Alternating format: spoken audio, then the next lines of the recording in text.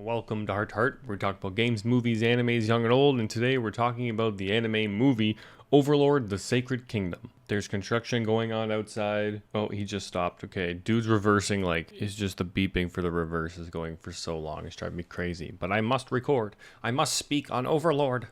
I must speak on Ains. Yeah, it's a fun movie. I know this is their third movie now. I haven't even seen the other two, which I probably will watch now because I'm thirsty for Overlord. I'm thirsty. If you like Overlord the anime, you've probably already seen this movie, so I don't even know why I'm bothering. But if you don't know what Overlord is, you also can't watch this movie because it takes place during season 4. But that doesn't mean I can't still talk about it. I don't know how I'm supposed to recommend this movie to people just with that fact alone, but felt like I should get that out there. Overlord is an isekai anime with a twist, as they normally are. But basically, it revolves around, I actually don't even know the character's name at this point, like his real, human name. I don't know, it's basically about a guy playing a video game, and he wants to be logged on to the video game when the servers go offline, because the servers are going offline, they're shutting down the game forever.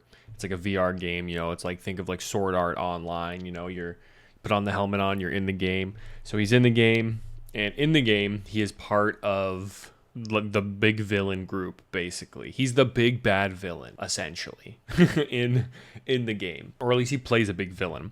So then when the servers go offline, it doesn't kick him out, and he gets stuck inside the video game. And essentially all of his in-game NPCs around his castle and stuff like that, they all think he's so brilliant and so smart, even though they are actually most of the time a lot smarter than him.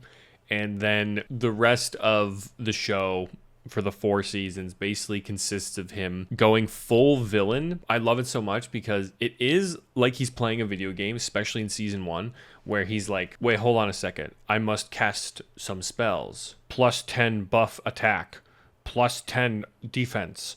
He says more like, I use Wings of Grace to give me plus 10 defense. I use Sword of Flame to give my sword a plus 10 boost to flame. And then it's like he starts like glowing, and he like adds a whole bunch of buffs to himself before getting into fights. Like, it's really funny. But it moves from it being him being in a video game, him being kind of like nervous and not knowing what to do, and he's kind of just like convincing and unintentionally gaslighting everyone into believing he's like this big super smart sorcerer villain, when really he's just like, I don't know what's going on, I'm stuck in a video game. And it goes from that to him being a fucking big bad sorcerer villain. In season 4, he's an actual menace. Like, it's crazy. He really does not hold back. He still kind of doesn't really know what the hell's going on plan wise. He's still rolling with it basically. He's going with the flow when it comes to his overarching plan on how to take over the world essentially. But it's not even his plan. Like, one of his henchmen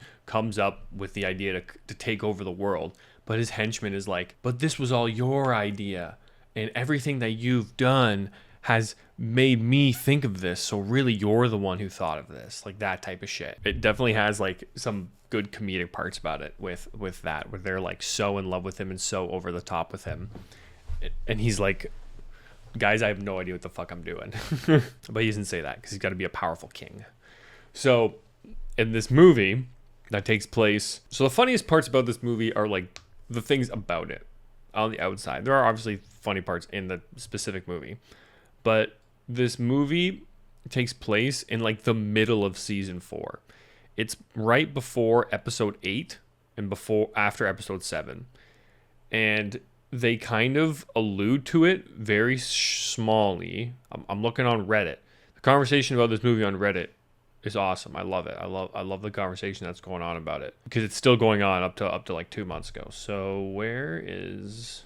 Yeah, so it's from this comment here. It's in between episodes 7 and 8. Double check. The events of the movie happened before episode 8. At the start of the episode, there was a short discussion about how the Sacred Kingdom was seeking help, but it got turned away, so they went to get the help from the Sorcerer Kingdom. And that's basically the plot of the whole movie, is the Sacred Kingdom gets attacked by this demon army. Nothing suspicious going on.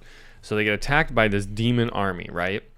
And you, as the viewer, because you've watched the show, when the demon pulls up, you're like, that's one of Ains Gon's main henchmen.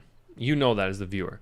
So this isn't like a spoiler when I say this, because it's like Ains' dude shows up, attacks this village, kills a bunch of people, viciously, may I add. There's a warning at the beginning of this movie, what they do in like the little chibi cartoon, like, oh yeah, there's gonna be some crazy shit in this movie. It's all good though. And then they like kill a bunch of children. It's like, oh wow, this is intense. It's like insane. Some of the intense stuff that happens. Especially in an anime, for them to kill children, you know shit's going down.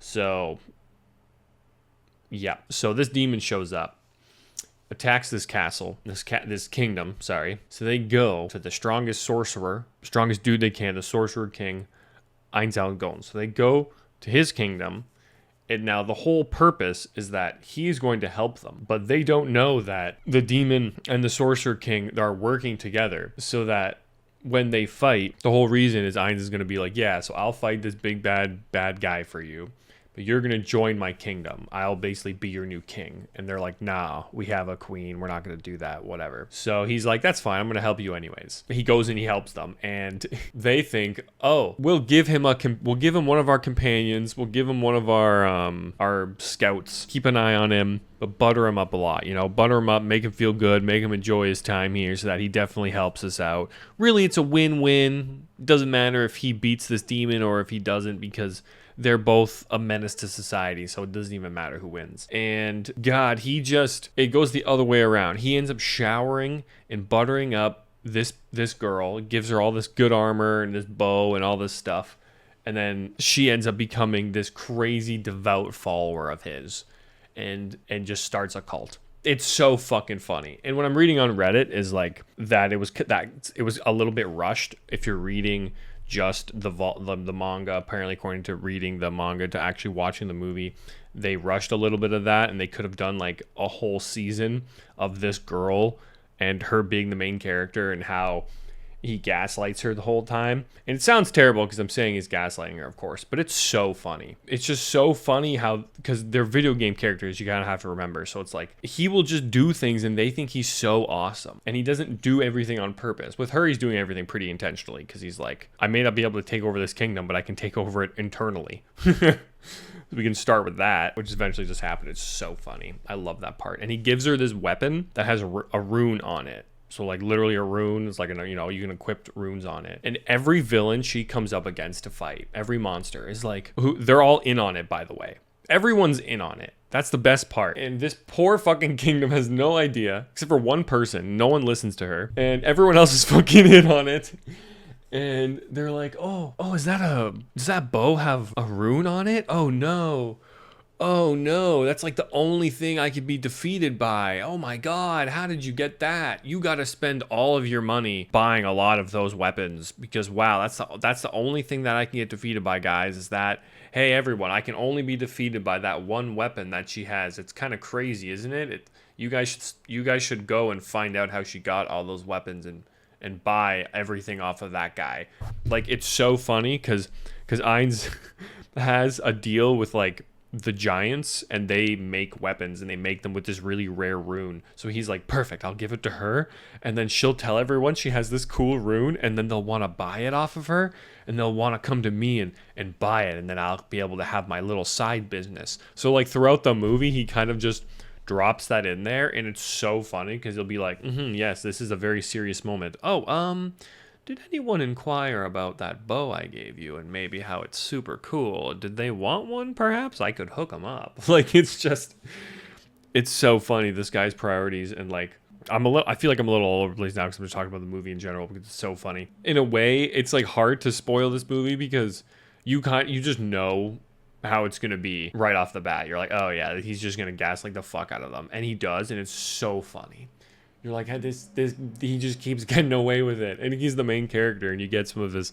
That was what I was talking about at the beginning of the movie with my buddy. I was like, oh, normally we get a lot of his inner dialogue, and he's always like, fuck, I don't know what the hell I'm doing, but everyone loves me. And so we got some of his inner dialogue and see that a lot of his motivation was intentional. But it was very clear that the movie... There were like, it's like 2 hours, 15 minutes or something. Now, it was pretty clear that the movie, like, the fact they skipped adapting this to the anime, because there's no fucking way they'd be able to fit this much in between episodes 7 and 8. How would they possibly be able to do that? So it's comical in that way because you're watching it going, this happened in the middle of season 4 and they just like brush by it. Like you just are like expected to know what the fuck happens, but it comes out after season 4, so it just like clears up so much air. But it's only 2 volumes, but it's 2 out of 18 volumes, so it's still like, a good amount of content. Even when you're watching the movie, you're like, oh, like it takes them 10 days of travel time to go from one place to another. And the show does a lot of the travel time most of the time. And you can even see like they're skipping a lot in the movie. And the movie's over 2 hours and they're clearly like skipping stuff because they're just in different places. It's fine. It's not like they're just teleporting, but they do teleport sometimes. But there's even some clear time skips, like the first handful of scenes, like there's some time skips, like boom, boom, boom. So even that was pretty funny. To kind of go back to a point I brought up at the beginning, like it'd be very hard to recommend this movie if you're not familiar with the show. And it is like the rune bit that I was talking about, where he's like, oh, you guys want to buy some runes? And they're all like there's literally a point where they are fighting a villain and the villain straight up stops and is like, oh, there's runes. Oh my God, runes. And everyone kind of stops and they're like, why the fuck is this person talking about runes? And then they just go, runes? Like, it's so funny. But I forgot, because I haven't watched the show in so long, that he had this alliance with that group who made the runes. But my friend, my buddy who was watching with, shout out my boy Luke, he was like, oh my God, because he has the agreement, so they make the runes, so he's trying to like peddle his fucking rune business like at the same time. And then it all made so much more sense. But if you're not familiar with the show, you're not going to know that. You're going to be like, what the fuck? What is this? I don't understand. So, although I think it's a hard movie to recommend if you're not familiar with the anime, but if you are familiar with the anime, you should understand a lot of these. And there was a part that I had no idea what was going on. And even now, even when the movie ended, I'm like, I don't know what the fuck that was. And even my buddy were like, I don't know what the fuck that was. It's like the beginning of the movie where there's the big, like the kingdom gets attacked, and then it happens kind of quickly. I was a little confused, but castle gets attacked, and then like immediately after, they're on their way to go to Ains's place to like save him, to ask him for help. And I was like, oh, these events are happening at the same time. This is like a different group. But it wasn't. It was the same group. So there's like a time skip there. And then they get to his palace and stuff, and there's a bunch of fog. And then then there's just a ghost ship, literally like out of Wind Waker. Like a ghost ship, just... And then it's gone. And then they just continue. No idea why that happened. Not a fucking clue. I do not remember a ghost ship in the show. I don't know. Maybe I have no clue. I have no idea. I do not know why that happened. That was so confusing. And then just never talked about at all. The characters barely even react to it. They look at it and then they're like, that was weird. And then they just kind of continue.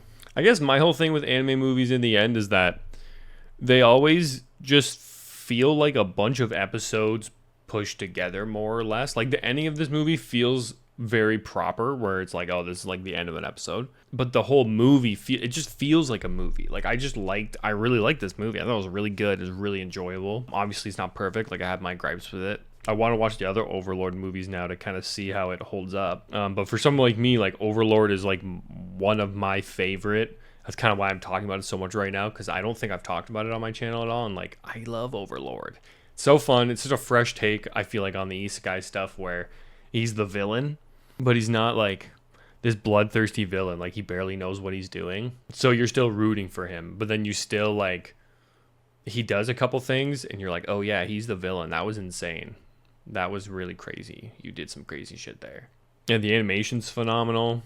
And that's it, I guess. I don't have anything more to add. I'm kind of digging now, so I guess that's it. Well, I got a lot more where that came from on my channel, Just Jacob. My recap video here. I just finished my full series of the Bleach Rebirth of Souls story mode. I'm about to upload the final one. Like, I have it ready to upload. So I've got all the arcs in there, totaling 22 hours, by the way, of story mode, full cutscenes, and I'm pretty proud of that I was able to commit and finish all that and post it, so I'm really happy with that. So please give that a watch, or just throw it on when you need to edit or go to sleep or do your thing. Then I also give my review on Rebirth of Souls, kind of in the way of like, did it flop, did it not, what were the expectations of it, Were they too high? Were they too low? Kind of went about it like that. I'm really enjoying the game. Spoiler. Well, until the next one, good afternoon, good evening, and good night. I'm obsessed with Peak, so I'm going to go play that with my boys. We got to climb to the very top.